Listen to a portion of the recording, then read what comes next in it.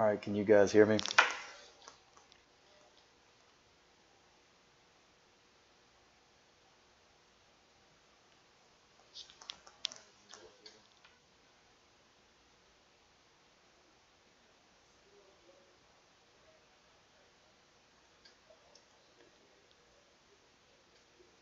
Alright, so this is good. Give me a couple of seconds to get set up.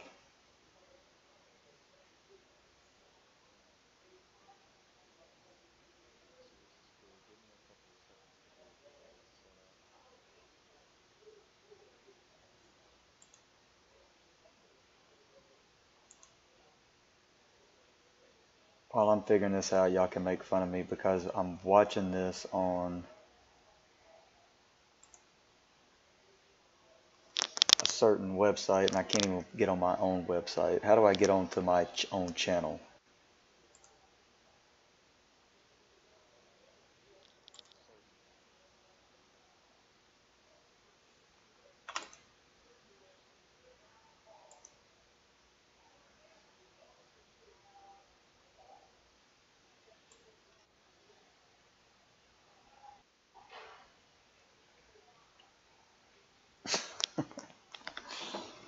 Alright.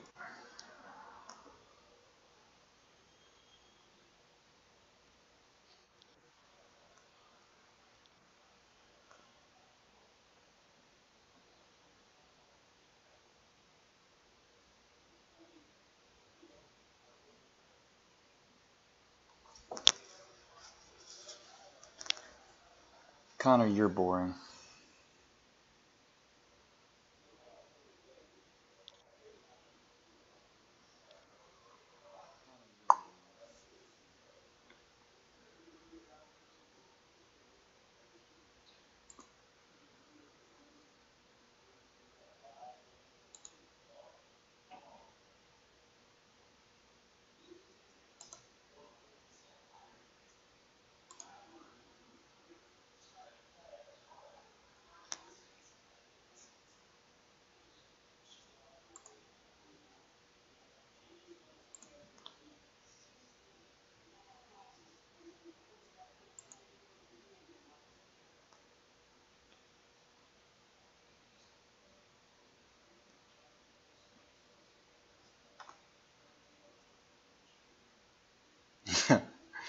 Alright, I finally have gotten to the point now where I realize what's going on and I've got my chat to where I can see you guys and the questions you're asking. So hopefully this will be productive. I'm going to be as honest with you as I can. You probably want to hold off on putting so much questions on the live chat or so much side chat things, because what's going to happen is a lot of you guys are going to ask questions, and if there's a lot of you guys that are putting silly things on the chat, then I'm not going to be able to follow the line of questioning and answer your questions. So let's try to keep it down to a minimum here and see if we can get you guys prepared for the test. I'm having some people that are texting me on Remind. If you have anybody that's trying to figure out how to get to this thing, I'm about to send out another Remind with the website to get to. I'll just tell them to search SRC3UAB, the GOAT.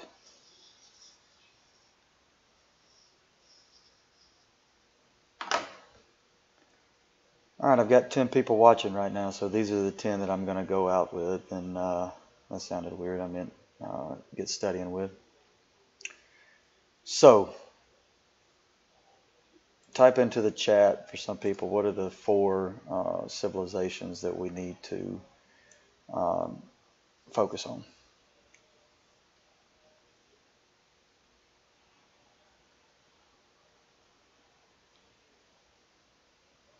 And this is where you do add a little bit of, alright, Connor, I'm going to tell you right now, the Olmec will not be on the test tomorrow.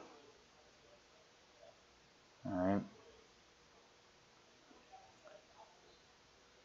The Shang dynasty will definitely be one that could um, possibly be on the test, and the Zhou is going to be the other one. So we've narrowed it down to two civilizations that you're going to be responsible for. And depending on um, which periods, obviously, not all the periods will have the same civilization, but those are the two that I'm going to focus on tomorrow. Um, so no Egypt, just the Shang and Zhou dynasties in China. We're just focusing on China. No Egypt, no Olmec. When I've done this in the past, um, like I said, I've had multiple civilizations, and the essays have been um, hit or miss.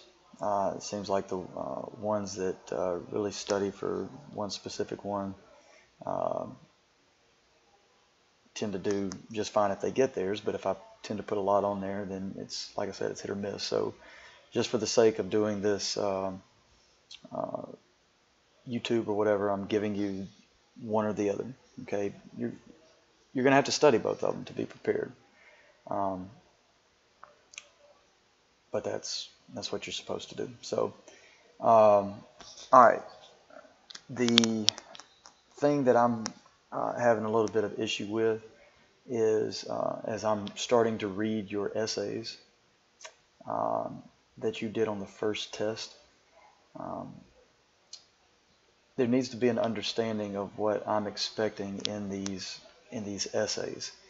And I think a lot of times I don't get to, because I'm talking to so many individuals in class, sometimes you may be focused on what I'm saying, or there may be other things that are distracting you. But if we could do these YouTube things, then I know that it's just one person focusing on what I'm talking about. And the problem I'm seeing with some of the essays is a lack of depth within the essay. You're going to, you know right now that you're either going to have the Shang or Zhou.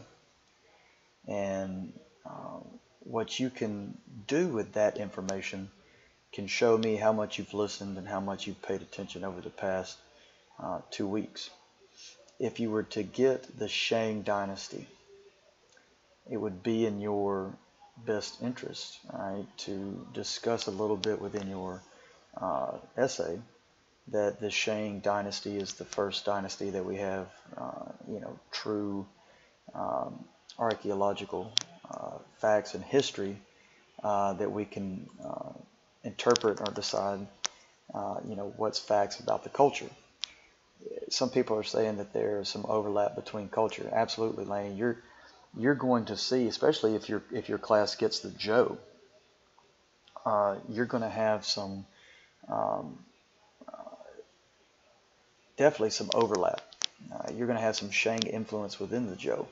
I think with both civilizations, it's imperative that you talk about the oracle bones, because while the oracle bones began in the Shang culture, and that's where I introduced it, it wasn't like it just happened in the Shang and then the Zhou forgot about it. Okay,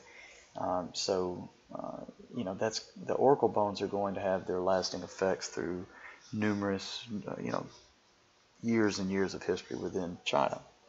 I feel like the oracle bones activity, that we did in class, and we were able to, kind of have some fun with it. It kind of drove home the point of, how they were used. Remember, you can use any of these ideas, especially with the oracle bones. You could place the oracle bone and discuss its political influence. You could discuss its art influence. You could discuss it, as how it was. We were able to decide the social structure. Obviously, if somebody was using oracle bones, that would have, been proof that they were an important leader, or somebody that was in a position to make decisions. What am I leaving out here? political interaction with the environment. I think we discussed in that some classes today that you would be able to use, where did they get the oracle bones? From what animals did they get the oracle bones? All right, just a small recap. Is each class going to get a single civilization, or is it going to be each person getting one? No, each class will get a civilization. So second period may get the Shang, first period may get the Zhou, and then whichever period's left, it may be a coin flip. All right,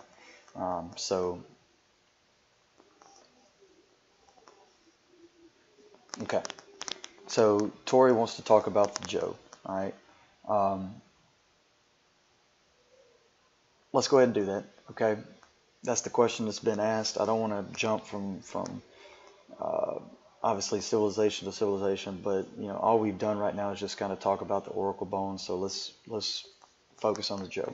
All right. If we're starting out with P, all right, we're getting ready to fill out our chart.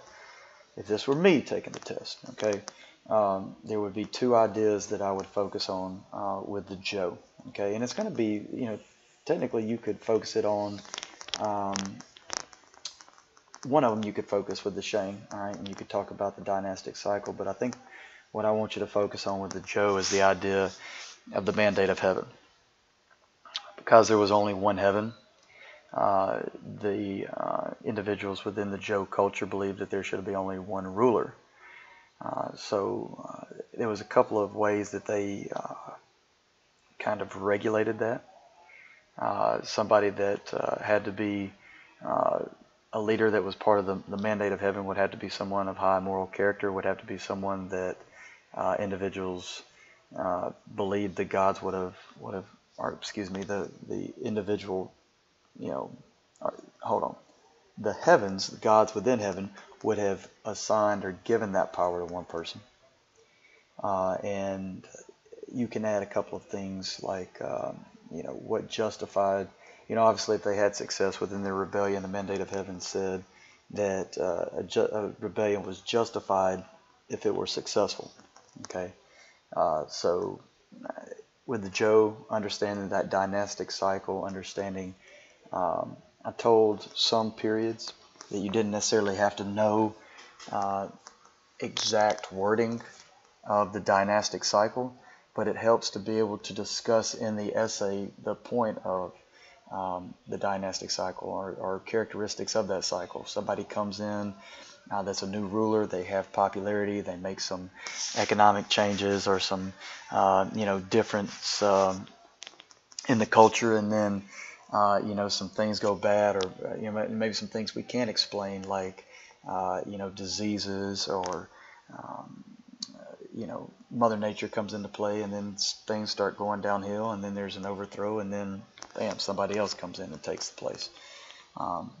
But you guys can study that and maybe formulate a little bit more.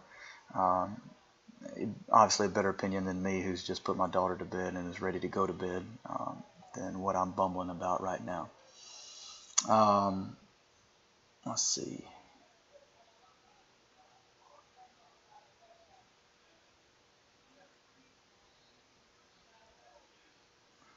Carson, you say, could that be religion as well? Yeah. All right. But there's, with the Zhou culture, all right, I want you to focus on the philosophies that started to come about in Shang China, or excuse me, in Zhou China. I mean, I'm looking at it right now on my computer. On my computer. Can't even talk. Okay. And we're covering about 800-900 years of history. All right. So the Zhou is going to be considered one of the longest lasting Chinese dynasties. So this, I'm asking you to put down information in a pirate's chart that's covering thousands of years of history. So, let's not get too crazy, because that obviously your pirate's chart would be so long, and I would not want to waste my time grading it. All right. So we're just hitting the high points. But if I were you, I would focus with the philosophies. I'd focus on Confucianism, who Confucius was. maybe just like a one or two sentences describing that idea, what legalism, Taoism, um, what those philosophies meant, what they were. We're going to go a little bit more in depth in a religious study that we're going to do later on in the semester, where we're going to revisit Confucius ideas and Taoism and things like that. But for right now, I think just having a basic understanding of those ideas and philosophies and tying those back into the religious characteristics of Zhou China. All right. One thing I do like about doing these YouTube streaming is by the time I'm done blabbing and talking, I look down at the live chat and most of you guys have already answered this, which shows me, obviously that you're paying attention. And if you'll trust your classmates, for the most part, it's just kind of a way to study and, just kind of check each other and hold each other accountable. All right, I see a question right here with economics and Riley has brought up a question about economics in Zhou China. Let me see if you've already answered that. Okay. We do have in your notes that coinage was introduced during the Zhou period. And this can be attributed to, different things. I know in Shang China, if we were talking about the economy, they use the cowrie shells as a form of coinage. But remember, we're talking thousands and thousands of years, about 1,000 years, of history within the Zhou China. They did use coinage there. I think the big thing too with understanding Zhou China and the economy is the introduction of silk. Silk is going to be a huge trade, obviously, or a huge good that's going to be produced that's going to influence, basically, over an entire couple of continents trade that's going to, we're going to spend the rest of the semester and part of next semester talking about the Silk Road and how it influenced cultures, civilizations, trade, so many things. So this is where we get that first influence of that. All right.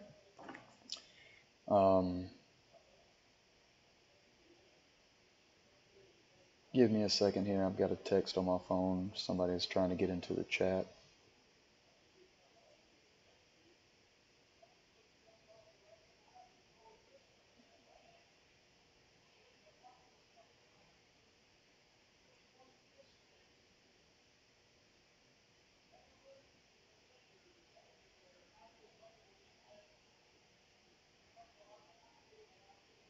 Okay.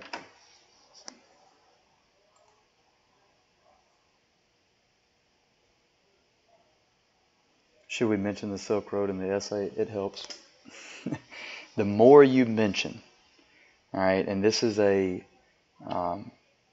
thing you're going to have to get used to with you guys being freshmen, and as you move along the IB path, for you being in MYP now, and some of you guys that are going to get in DP and take me your junior year, the entire way that you're graded or assessed in IB is through essay, whether you can analyze the information and whether you can write essays and keep a smooth flowing essay going. So it's going to only benefit you to know more, all right, and be able to identify them and being able to analyze them and keep them going in a smooth flowing essay. All right, so, all right, let's see. There's going back and I'm looking at the PowerPoint now that I gave with the Zhou. Each one of the ideas that I think some of you guys are putting in the chat are things that come right off of the PowerPoint, which is good. All right. let's see.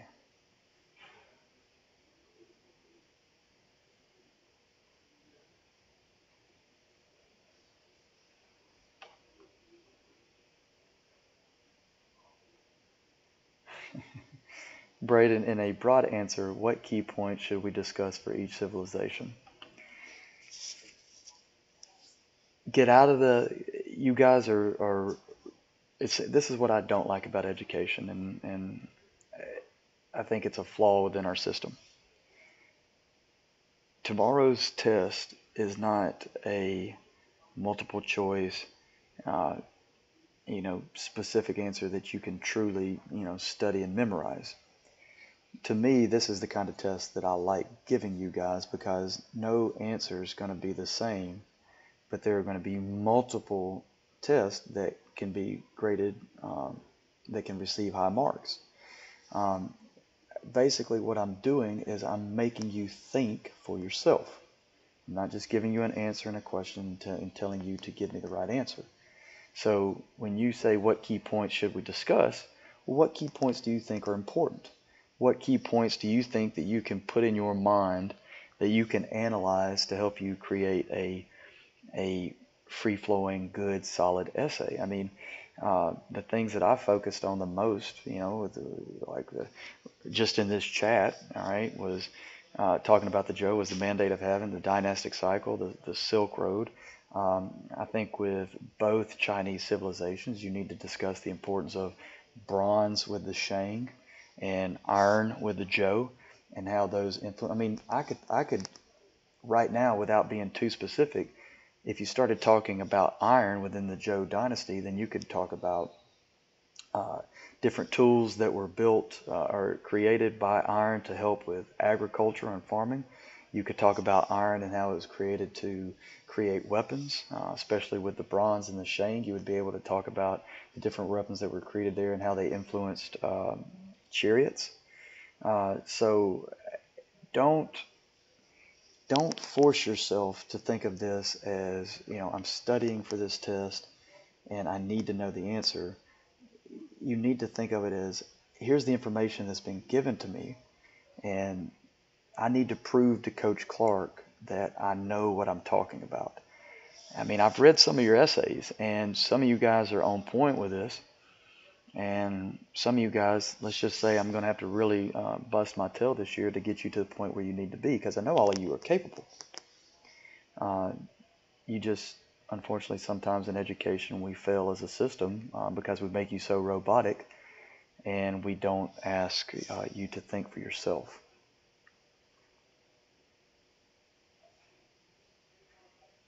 You're going to see the silk be more later towards Chinese history, so don't lump silk in with the Shang. I would lump. I mean, if I looked right now, let's see.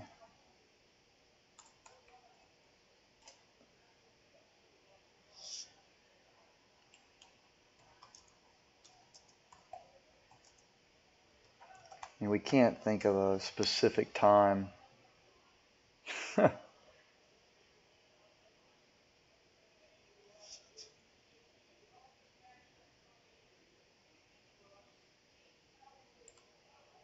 You know what, Lainey? I'm going to go back to your question here. Was silk part of the Shang too? I was getting ready to tell you to focus that on the Zhou and everything like that, but the first two websites that I posted, or that I just searched right now, there's not a definite answer like saying this specific date is when silk was used. So, there are myths, there are stories that are saying that silk was around in 3000 BCE, which would have been, before the Shang dynasty really came into place. So I think silk's always been around or as an influence. So, maybe it's just kind of one of those things where you can just discuss the influence of it. Justin, you've got a question on here. Should we talk about how cities would face south for architecture in the Zhou? Absolutely. If you feel comfortable explaining it and you know how to explain it and you think that's an important part of that culture, absolutely. Riley says, okay, but should we focus on certain aspects of each civilization? If we have to do a pirate's chart, should we shove every single part we mentioned into an essay? No. Right?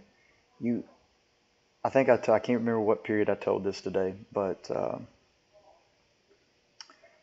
if you should really write no more than a page and a half. I definitely not more than 2 pages. If you get to 2 pages, then one of 2 things has happened. Either you've nailed it, you know everything, and we're good to go, or else you're just trying to write down as much stuff that you can in hopes that I'll just get bored reading it and just give it a grade. Okay. I think you should shoot, like, your goal should be to write 1 page. Okay. And normally I think of a page as being around 300 to 400 words. Some of you guys have different handwriting. You know, you've got that big handwriting that loops, and you say you've got a page, but you've only written 50 words. You know, so, and I'm not asking you to sit there and count. Like, I'm not going to be counting your specific number of words that you put down. Just face it, guys. Like, I'm going to be able to read your essay, and I'm going to be able to say, you know what, Riley's got a good understanding of what's going on here, or everything that's in here, Riley does not show me what's going on. And I've done this for 3 years now, and I've gotten better. Like, the majority of scores that I've gotten in this test have been towards the higher end. I very rarely have people score poorly on this test, and if they do score poorly, it can be traced back to, well, you know what, you didn't take notes, you didn't listen, you didn't give me any effort, and that's why you were caught in this situation. For the most part, if you're listening, if you're asking questions, if you're taking notes, you're going to be okay.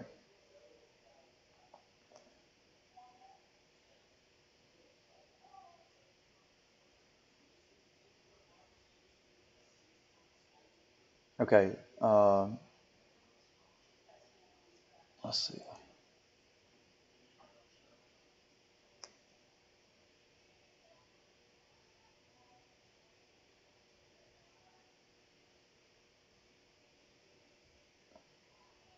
All right, I'm trying to read through the different question that you're, Carson, good, use your IB rambling skills. Yeah, absolutely.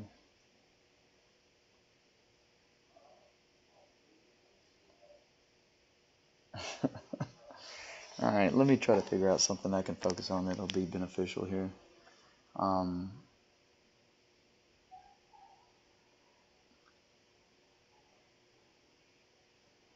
right, Luke, you're asking the question, what counts under religion besides oracle bones? The oracle bones can be used both in the Shang and Zhou. I introduced it and discussed it with the Shang culture, but the oracle bones would have been used in the Zhou culture too. Understand too, when we're talking religion with the Shang culture and Zhou, they're going to be polytheistic. They're going to have different nature gods to, for a lot of you guys that, and I feel like a lot of you guys said this in class, it was their way of explaining natural phenomenon, why there was flooding, why there was, some type of Mother Nature disaster, or, it wasn't like they had the science that we have now to be able to explain things. So I think in the Zhou, let's see, I'm looking at the PowerPoint, or excuse me, with the Shang. I forget how I worded it with religion, but let's see. Oh, Luke, I would focus on ancestor worship. All right, I'm tired here. All right, so if you're discussing, all right, Shang culture, all right, then if you go back and look in your book, and I'm actually going to find the exact quote that was in the book. Give me a second, because if you use a quote out of the book, that might look good on an essay. Give me a second.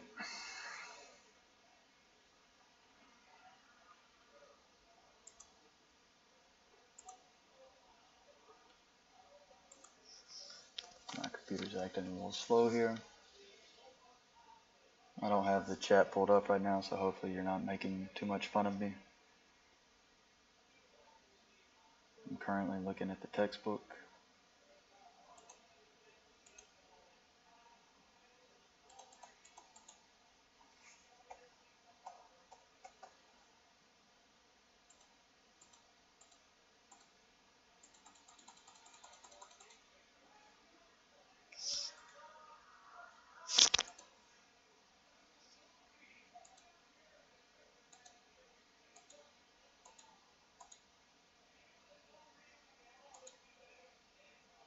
Okay.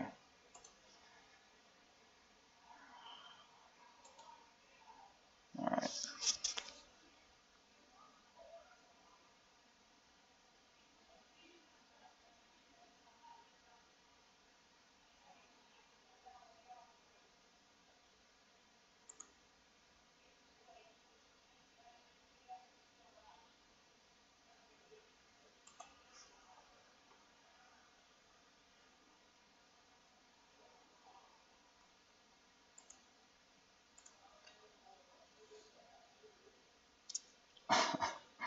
All right, Luke, I can't find the quote. All right, give me 1 second, all right? Y'all talk amongst yourselves.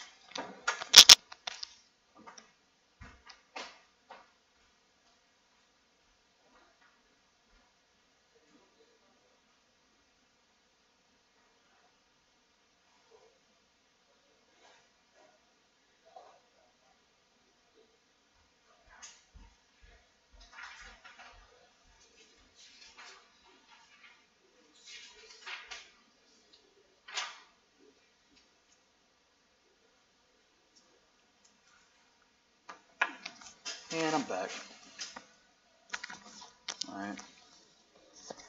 I'm going to find, all right, I'm telling you right now, the online textbook that I posted on ManageBack is terrible. All right. I'm trying to find you a better one. Obviously, I don't have enough true copies to go around, which is sad, but it's just the hand we've been dealt. This was the quote that was used, and I used it in class. The Shang ideology of kingship glorified the king as the indispensable intermediary between the people and the gods. The Shang royal family and aristocracy worshiped the spirits of their male ancestors. They believed that these ancestors were intensely interested in the fortunes of their descendants and had special influence with the gods. Before taking any action, the Shang rulers used basically the oracle bones, all right, to win favor for whoever they were ruling. Okay, so in Shang China, ancestor worship is going to be important. I know that's just a very lame way of me putting that, but I'm tired and I think you get the point. All right. One thing that I have not discussed in this video that I think is important to understand, especially for these civilizations, and maybe you've already discussed it in the chat and I just missed it, you might want to focus on the Yellow River. I think that's important to understand with both civilizations, how they used the Yellow River in that area for cultivating crops, for trade, for transportation, things like that.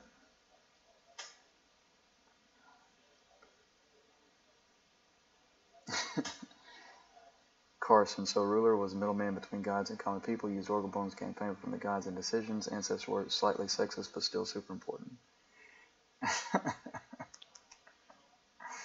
All right. I can tell you this, that I went into this chat not being super organized, and I can obviously tell because I'm all over the place. But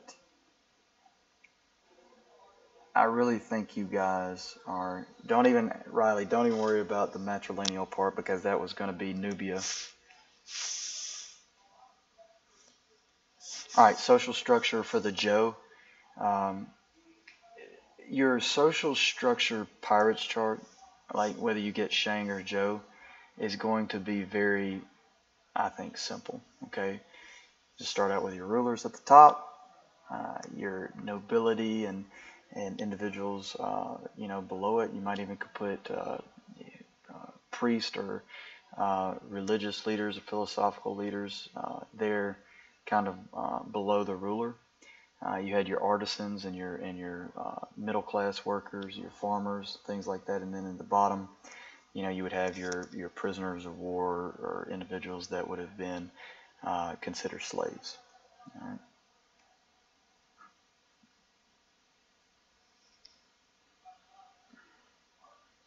Braden, those are differences that you can use. Um, you know, you're not going to have to compare the two. Don't think of this as like a comparison essay. You know, just make sure that if you do get the Joe, that you can use those characteristics to enhance your essay.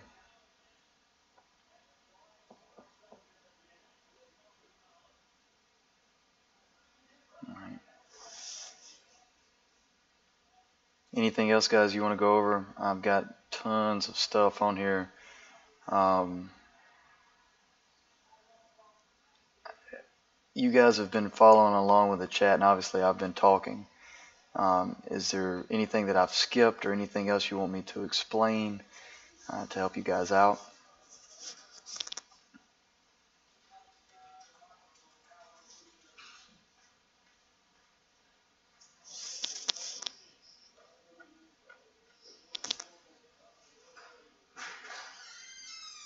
No, it's not two separate grades. It's one complete grade.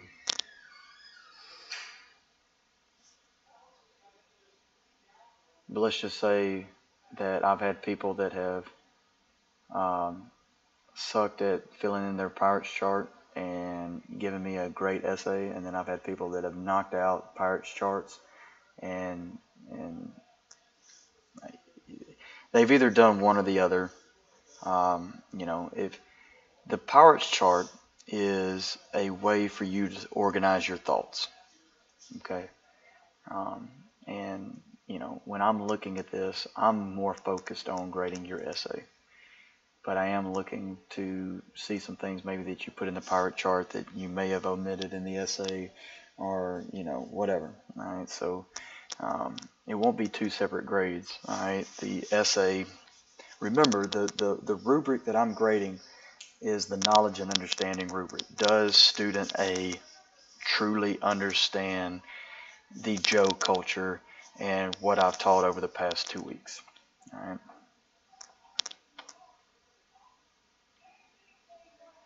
Okay, art and architecture for the Joe. Yep, iron tools, silk, jade could be with the Joe as well. Let's see. There might even be some bronze overlap too, because bronze is still going to be prevalent in these Chinese societies. Let's see. Yep.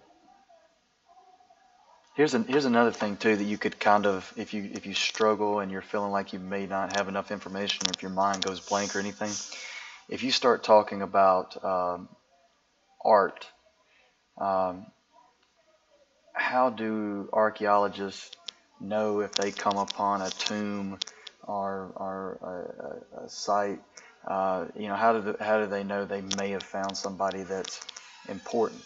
These elaborate tombs that were created, and whether it was created out of certain material, or if they opened up the tomb and they found tons of jade, jade, carvings or bronze carvings or whatever. All right. You could talk about that. I know with the Shang culture there was some bronze uh, bowls. I think even in the textbook there was a something that was created that was where they kept their wine. So there's definitely some artistic things. But if you're talking bronze and iron, then you're going to be okay. Anything else?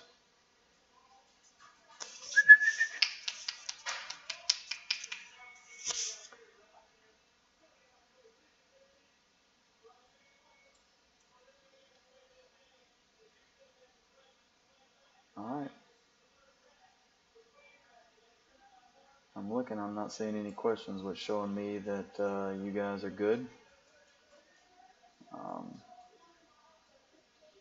Riley S is out.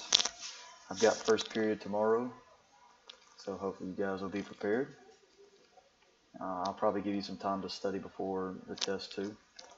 Just get your thoughts in line.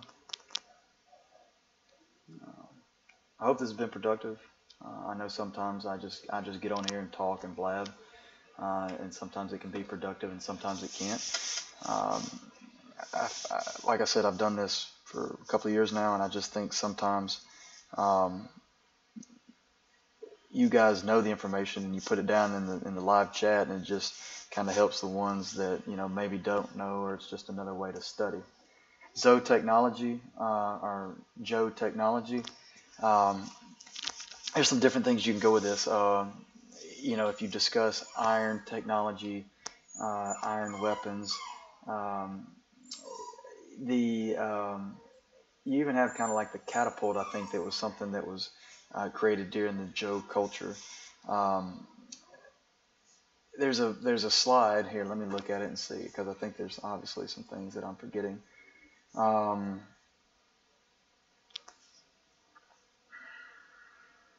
Let's see. Yeah, you can talk about the creation of iron giving new tools and new weapons. The catapult, obviously the catapult actually came about during this time in Joe culture. You could talk about the iron tools and how that helped create a bountiful harvest where Joe culture could harvest enough crops to sustain a culture.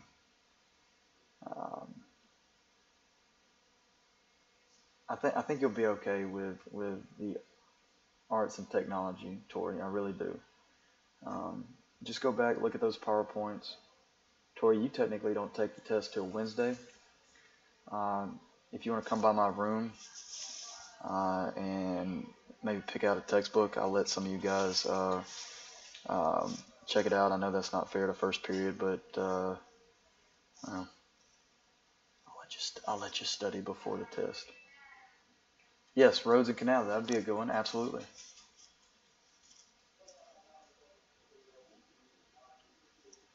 I think you guys will be all right. All right, it's 9:50. I'm going to get off here and go watch some Monday Night Football. If any of you guys get worried or anything like that, just come by my room. I'll be open with you. Just study for this stuff. You'll be just fine. All right. Hope you guys have a great night, and I'll talk to you tomorrow.